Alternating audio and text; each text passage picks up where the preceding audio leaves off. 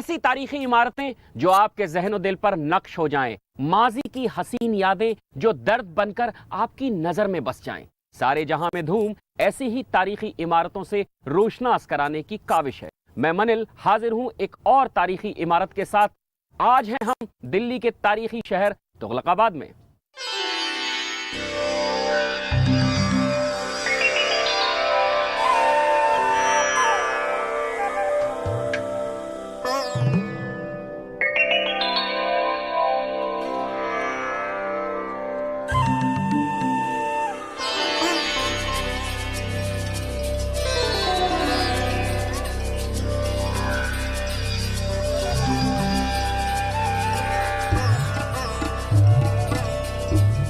दिल्ली की तारीख में जब कभी झांक कर देखेंगे तो न जाने माजी की कितनी यादें दिल में टीस पहुंचाएंगे। दरो दीवार पर गुजरे जमाने की रंगीनियां, आबादियां और न जाने कितने किस्से नक्श मिलेंगे। जब कभी सूरज की रोशनी इन खंडरों पर पड़ती है तो यादों के झरोखे रोशन हो जाते हैं। दिल्ली शायद इसीलिए इतनी हसीन और दिलकश है।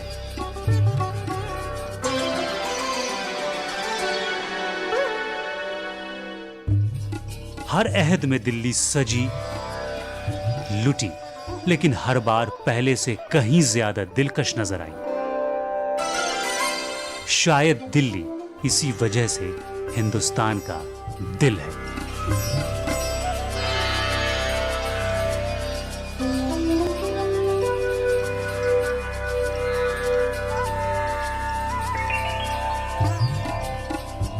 दिल्ली के जुनूब में बसा ये शहर तुगलकाबाद दिल्ली में बसाया गया तीसरा शहर है, जिसकी बुनियाद 1321 ईस्वी में सुल्तान गयासुद्दीन तुगलक ने रखी थी। दूसरी तारीखी इमारतों की तरह तुगलकाबाद भी महफूज न रह सका, लेकिन इसके मखदूश दरो दीवार, खंडरात और बाकियात इसके हसीन माजी के शाहिद हैं। हर पत्थर पर अपने वक्त की तारीख नक्श है, जिसे हम जानने और समझने की कोशिश करेंगे।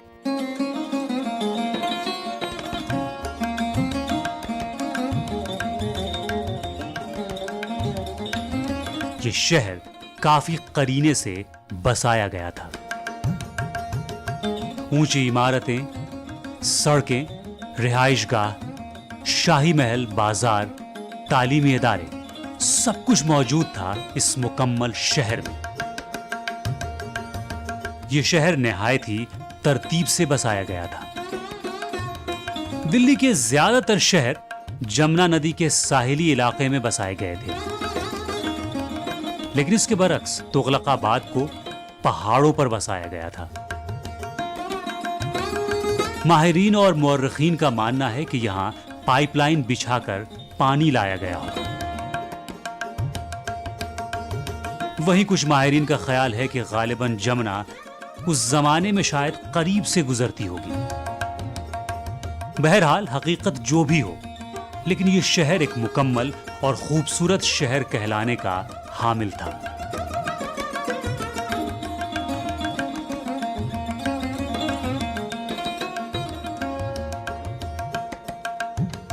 यह शहर जितना दिलचस्प है, उतनी ही दिलचस्प है इसके तामीर की कहानी।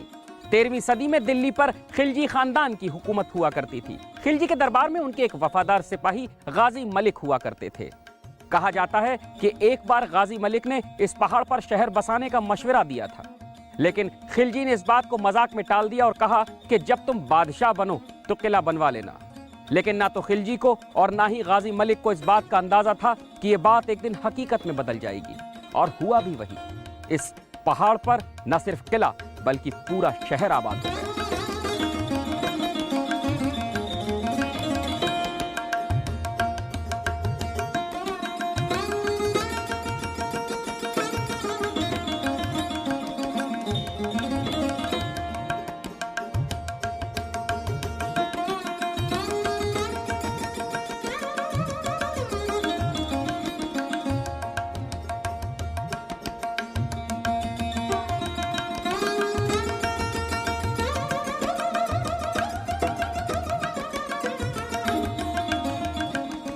खिलजी की हुकूमत दिल्ली पर कायम न रह सकी और 1320 ईस्वी में खुसरो खां ने खिलजी को शिकस्त देकर दिल्ली पर कब्जा कर लिया। लेकिन गाजी मुल्क ने खुसरो खां के खिलाफ बगावत कर दी और दिल्ली फतह कर ली।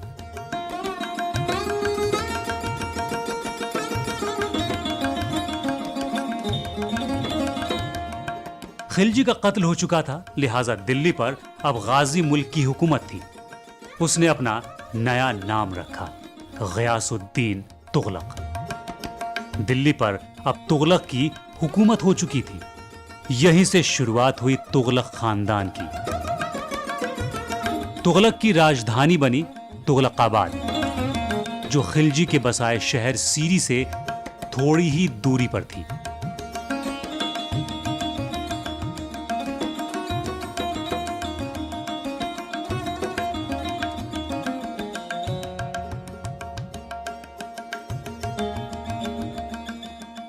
जो तुगलकाबाद का फोर्ट तुगलक डिनेस्टी ने बनाया, उसकी एक बहुत बड़ी वजह ये थी कि उस ज़माने में मंगोल्स का अटैक हो रहा था हिंदुस्तान में। उससे पहले भी अलाउद्दीन खिलजी ने मंगोलों से जंग लड़ी थी सीरी में, लेकिन उसके बाद भी कॉन्टिन्यूसली इन्वेजन जारी रहा। खिलजी पीरियड में ये बात साफ हो गई कि पुराने शहर का यानी कुतुब मेहरौली का फोर्टिफिकेशन अच्छा नहीं है और ये होल्ड नहीं कर सकता। जब मंगोल हमला करते थे तो आसपास के लोग, गांव के और नदी पार के लोग आकर के यहाँ पनाह लेते थे और उस शहर में ऐसा प्रोटेक्शन नहीं था जो उन्हें मिल सकता। इस बात को ध्यान में रखते हुए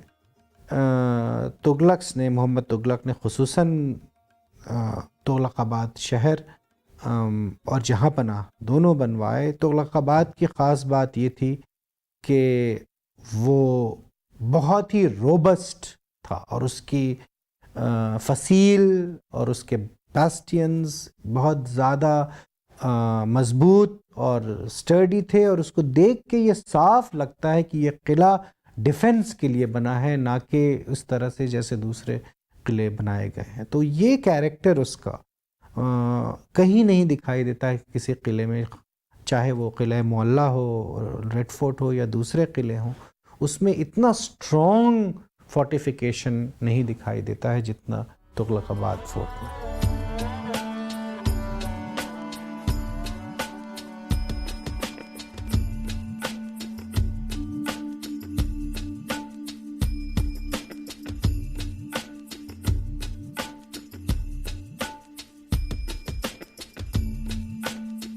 सन 1321 में गयासुद्दीन तुगलक ने दिल्ली की कमान संभाली और महज 4 साल में यह आलीशान और वसी किला बनवाया। सन 1324 ईस्वी में तुगलकाबाद का यह किला बनकर तैयार हुआ। 7.5 किलोमीटर के अहाते में फैला है यह किला।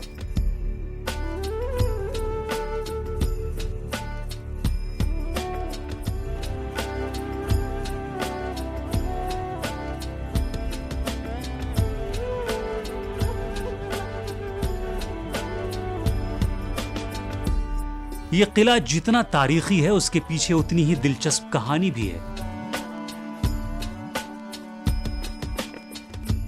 किला तामीर तो हो गया, लेकिन ज्यादा दिनों तक आबाद न रह सका और इसके उजड़ने के पीछे एक वाकया काफी मारूफ है।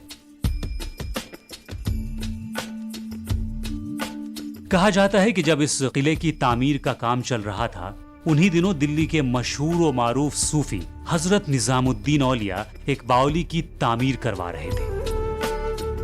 उन दिनों मजदूरों की किल्लत थी, लिहाजा गयासुद्दीन तुगलक ने फरमान जारी किया कि तमाम मजदूर सिर्फ किले की तामीर में ही काम करेंगे और कहीं ना करें। इस फरमान के बाद हजरत निजामुद्दीन औलिया की बावली की तामीर रुक गई। इस बात से नाराज होकर हजरत निजामुद्दीन औलिया ने बद्दुआ दी, या रहे उसर या बसे गुजर, यानी या तो ये वीरान रहे या फिर यहां चरवाहे आए। ऐसा माना जाता है कि उसके बाद ही यह किला बहुत जल्द वीरान हो गया। और यहाँ मवेशी चराने वालों का आना जाना शुरू हो गया। इस कहानी में कितनी सदाकत है ये तो नहीं कहा जा सकता, लेकिन ये सच है कि यह किला बहुत जल्द वीरान हो चुका था।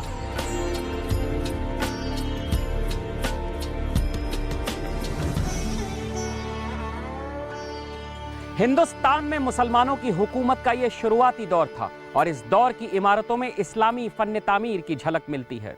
चूंकि इसमें काम करने वाले ज्यादातर मेमार और मजदूर हिंदू थे, लिहाजा यह किला इस्लामी फन तामीर के साथ साथ हिंदुस्तानी फन तामीर से भी आरास्ता है। यह किला दरअसल इंडो इस्लामिक फन तामीर का एक बेहतरीन नमूना है।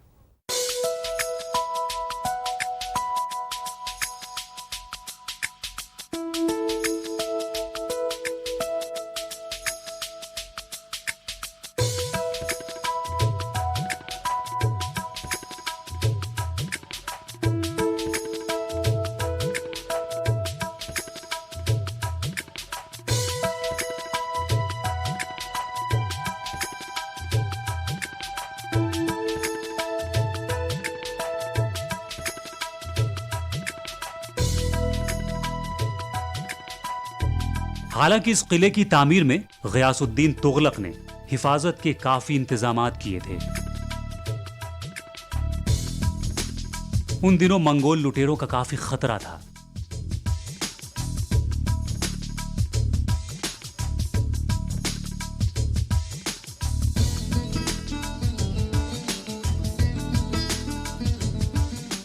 उनके हमले से बचने के लिए दीवारें एक तरफ झुकी हुई बनवाई गई थी ताकि लुटेरे उस पर चढ़ न सकें।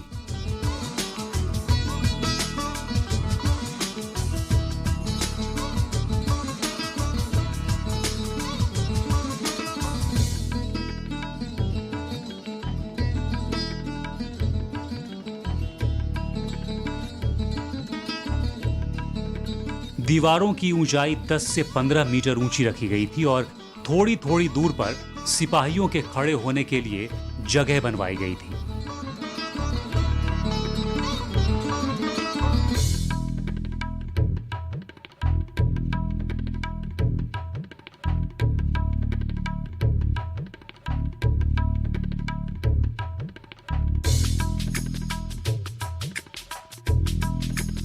इस किले में कुल 52 दरवाजे बनवाए गए थे। हालांकि अब उनमें से महज 13 दरवाजे ही बचे हैं।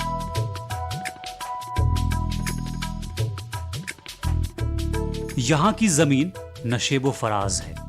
जब किला बनवाया गया तो यहां की जमीन को बराबर नहीं किया गया। नीचे की जमीन में रियाया के रहने के लिए घर बनवाए गए, जबकि ऊपर की जमीन पर मस्जिद, मदरसे और बाजार बनवाए गए।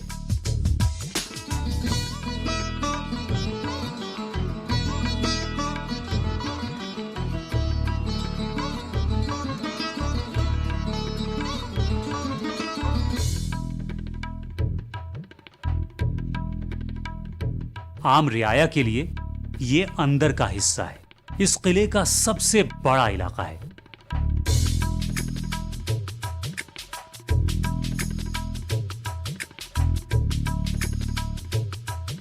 यहां गल्ला इकट्ठा करने के लिए 10 मीटर ऊंची गोल कोठरी भी बनवाई गई थी।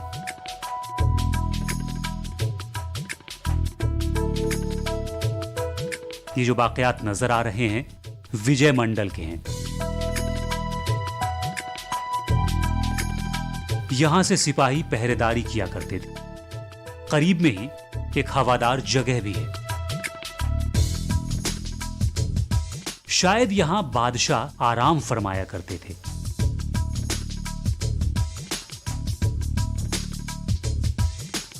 किले की दीवार के साथ एक सुरंग भी है। यह सुरंग आदिलाबाद तक जाती थी। मौजूदा दौर में यह सुरंग बंद है और यहां जाना ममनू है। इस किले की तामीर पहाड़ पर की गई थी। तामीर में चट्टानों का इस्तेमाल हुआ था। मखसूस किस्म के पत्थरों का मलबा बनाकर तामीर की गई थी ये इमारतें। पत्थरों को जोड़ने के लिए चूने का इस्तेमाल हुआ था और टाइल्स को चस्पा करने के लिए गुड़ का इस्तेमाल किया गया था।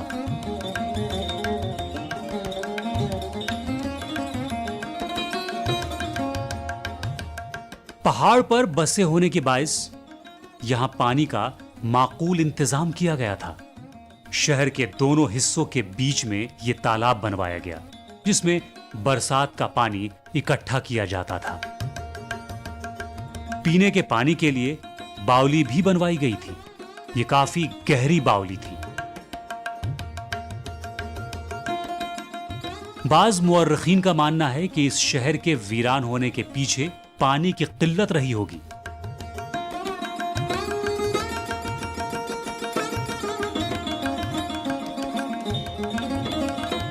पीने के पानी की किल्लत यहां काफी थी। 2001 ईस्वी में इस किले पर करम फरमाइयां हुई और मरम्मत का काम शुरू हुआ।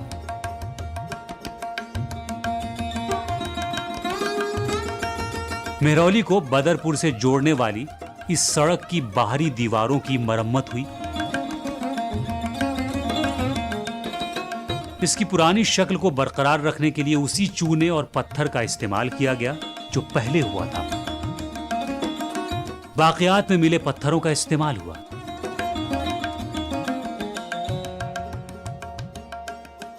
बावली की भी मरम्मत कराई गई, जो कभी खुश्क और सुनसान पड़ चुकी थी। जीने की सफाई हुई, जो कभी खत्म हो चुकी थी। जिस जगह तालाब हुआ करता था, वहां अंग्रेजों के जमाने में एक पुल बनवा दिया गया। 229 मीटर लंबा पुल गयासुद्दीन तुगलक के मकबरे तक जाता है।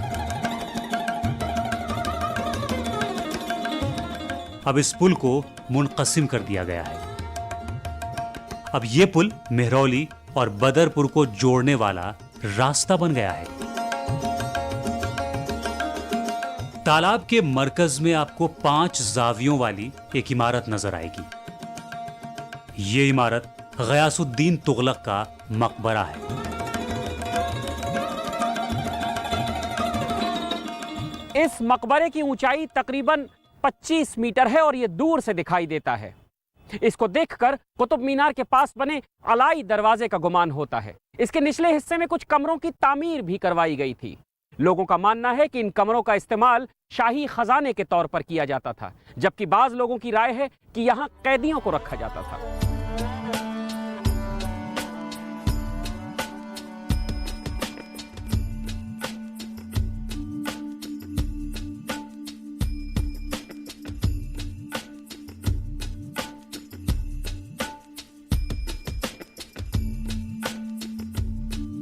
इस मकबरे की तामीर गयासुद्दीन तुगलक ने अपनी जिंदगी में ही करवाई थी। लाल पत्थरों से बना एक दरवाजा है, जिससे आप इस मकबरे में दाखिल हो सकते हैं।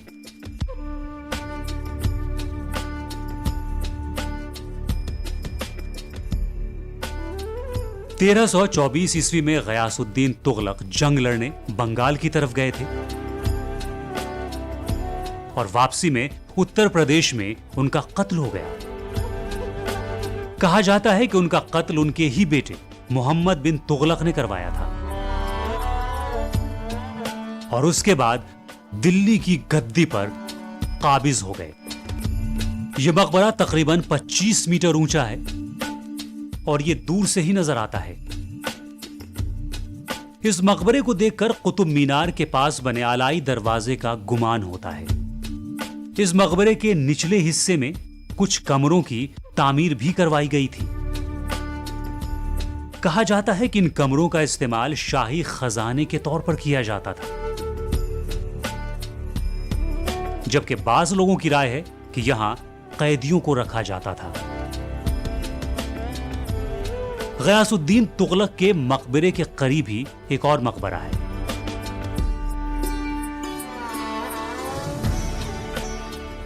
ये उनके सबसे वफादार सिपहसालार जफर खान का मकबरा है। हालांकि ये मकबरा तुगलक के मकबरे से छोटा है, लेकिन इसकी तामीर में भी वही लाल पत्थर और संगमरमर का इस्तेमाल हुआ है। गयासुद्दीन तुगलक का दौर खत्म हो चुका था। उनके कत्ल के बाद उनके जानशी बने मोहम्मद बिन तुगलक। दिल्ली की हुकूमत संभालने के बाद ही इस किले से महज 1 किलोमीटर के फासले पर उन्होंने आदिलाबाद का किला बनवाया था। हालांकि इस किले के बारे में लोगों की वाकफियत कम ही है। आदिलाबाद को मोहम्मदाबाद भी कहते हैं। बादशाह ने अपना लक़ब सुल्तान मोहम्मद आदिल शाह तुगलक रखा था। इसी सबब से आदिलाबाद या मोहम्मदाबाद कहते हैं। इस किले में 1000 सुतून थे। इसको किला 1000 सुतून भी कहते हैं।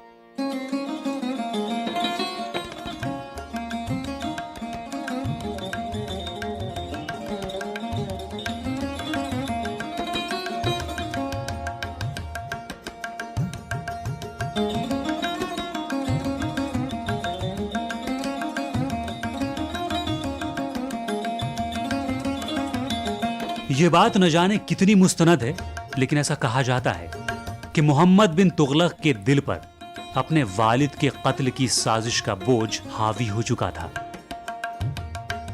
और इसी वजह से वो तुगलकाबाद में रहना नहीं चाहते थे और इसी गरज से आदिलाबाद का किला बनवाया।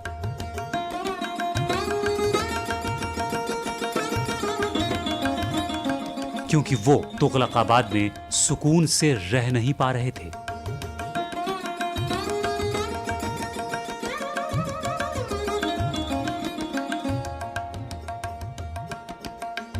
आदिलाबाद के किले में तुगलकाबाद की झलक साफ देखी जा सकती है।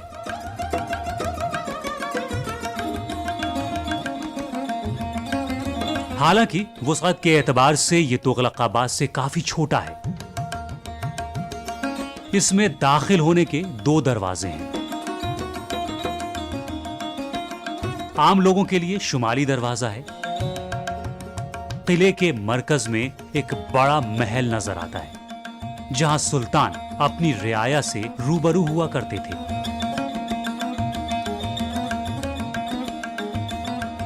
इसे 1000 सुतून वाला महल भी कहा जाता है क्योंकि किसी जमाने में यहां 1000 सुतून हुआ करते थे। ये 2 मंजिला महल है। ये इतना वसी है कि इसकी बाक़ियात को देखकर यह अंदाजा लगाना ज्यादा मुश्किल नहीं होगा कि कभी यह इमारत बेहद वसी और पुररौनक रही होगी। यह किला बेहद आलीशान हुआ करता था और जो कोई भी एक बार देख लेता तो मरऊब हुए बिना नहीं रह सकता था। मराकश का ट्रैवलर इब्ने बतूता जब हिंदुस्तान के सफर पर आया तो वो भी आदिलाबाद के इस आलीशान किले को देखकर शशदर रह गया था। उसकी किताब में भी आदिलाबाद के किले का जिक्र है। किले के अंदर 4 कुएं भी मिले हैं। इन कुओं का इस्तेमाल गालिबन गोला बारूद रखने के लिए किया जाता था, जबकि कुछ मुअर्रिखीन की राय है कि इनका इस्तेमाल गल्ला जमा करने के लिए किया जाता था ताकि कहत साली के दौरान रियाया को परेशानी न हो।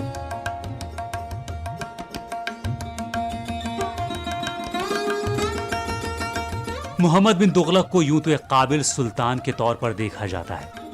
वो तुर्की, अरबी, फारसी और संस्कृत जुबान के माहिर थे, लेकिन तारीख गवाह है कि वो उन सुल्तानों में थे जिनके फैसले हमेशा गलत साबित हुए।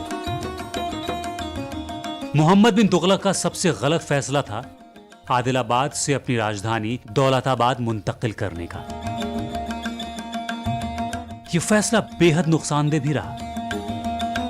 रास्ते में जानो माल का काफी नुकसान हुआ और मोहम्मद बिन तुगलक को अपना फैसला बदलना पड़ा।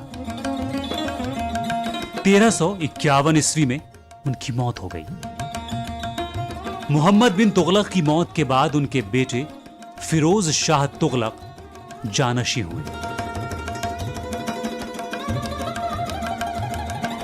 फिरोज शाह तुगलक ने अपनी राजधानी आदिलाबाद से मुंतकिल कर दी और तब से ही आदिलाबाद और तुगलकाबाद के किले वीरान हैं।